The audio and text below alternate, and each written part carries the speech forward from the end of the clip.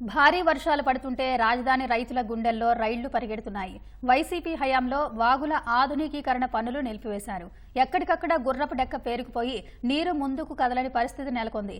చుట్టుపక్కల పొలాలు మునిగిపోయి రైతులు తీవ్ర ఇబ్బందులు పడుతున్నారు. కూటమి ప్రభుత్వమైన వాగులను ఆధునికీకరించి సమస్యను పరిష్కరించాలని కోరుతున్నారు.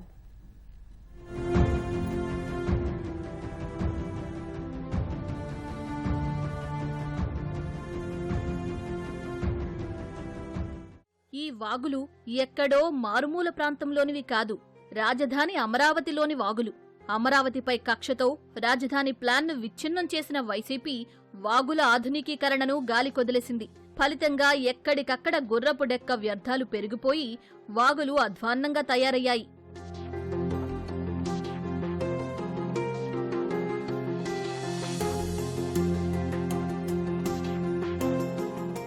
అమరావతి మీదుగా కొండవీటి వాగు, పాలవాగు, పాక్షికంగా కోటేళ్ల వాగు ప్రవహిస్తాయి. కొండవీటి వాగును అనంతవరం నుంచి కృష్ణాయపాలెం వరకు, పాలవాగును దొండపాడు నుంచి కృష్ణాయపాలెం వరకు ఆధునికీకరించాలని గతంలో తెదేపా హయాంలో నిర్ణయించారు.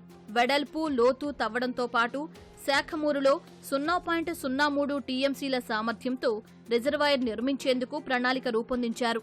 317 కోట్ల 49 లక్షల అంచనాలతో టెండర్లు పిలిచారు. 299 కోట్ల 62 లక్షలకు హెచ్ఈఎస్, ఎంవీఆర్ ఉమ్మడి సంస్థ పనులు దక్కించుకుంది. పనులు 26% జరిగాక ప్రభుత్వం మారింది. వైసీపీ ప్రభుత్వం నిర్లక్ష్యంతో ఎక్కడి పనులు అక్కడ నిలిచిపోయాయి. ముంపు సమస్యను పరిష్కరించేందుకు తెదేపా హయాంలో 237 కోట్లతో కొండవీటి వాగు ఎత్తిపోతల పథకం నిర్మించారు. ప్రకాశం బ్యారేజీ, బకింగ్హామ్ కాలువ, కొండవీటి వాగులను కలిపేలా దీనిని నిర్మించారు. 16 మోటార్ల ద్వారా 5,000 క్యూసెక్ల వరద నీటిని ఎత్తిపోయొచ్చు. వైసీపీ ప్రభుత్వం దీనిని కూడా నిరుపయోగంగా మార్చింది.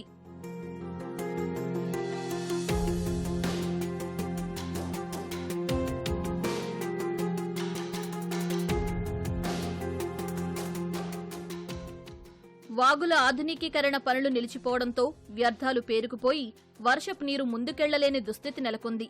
భారీ వర్షాలు పడినప్పుడు పొలాలు మునిగిపోతున్నాయని రైతులు ఆవేదన వ్యక్తం చేస్తున్నారు.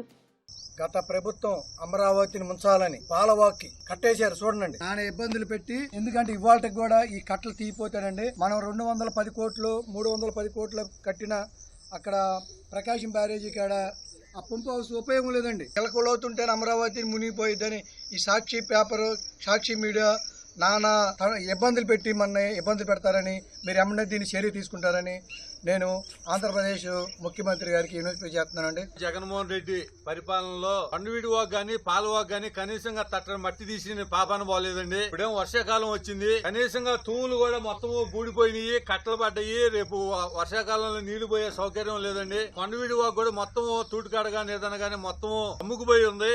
అయ్యో కొండవీడి కొండల కాడి నుంచి వాటర్ వస్తుంది, ఇటేమో కోటేళ్ళు వాగు గాని పాలవాగు గాని వస్తుంది. ఇది మెయిన్ సచివాలయం నీళ్లు గాని హైకోర్టు వాటర్ గానీ ఇటుకుండానే పోవాలండి. చంద్రబాబు నాయుడు గారు కలగ చేసుకుని ఇప్పుడు సత్వరం తీస్తేనే బాగుంటుందని మా ఉద్దేశం అండి. గత 5 సంవత్సరాల నుంచి వైసీపీ ప్రభుత్వంలో ఎక్కడ పాలవాగు కానివ్వండి, మరి పొలాల్లో పోయే వాగు కానివ్వండి, ఆ కొండవీటి వాగు వచ్చే నీళ్లు కానివ్వండి, ఎక్కడ కూడా పొరపాటును కూడా ఏమీ తీయలేదండి అడ్డాలో.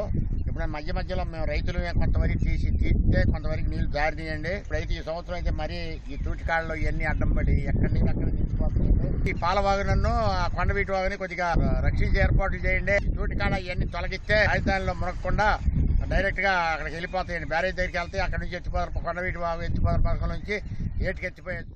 కూటమి ప్రభుత్వం ఈ సమస్యపై దృష్టి సారించాలని రైతులు కోరుతున్నారు. సమస్య పరిష్కరించకపోతే త్వరలో చేపట్టబోయే ప్లాట్ల అభివృద్ధి, ఇతర పనులకు ఆటంకం కలిగే ప్రమాదముందని రైతులు చెబుతున్నారు.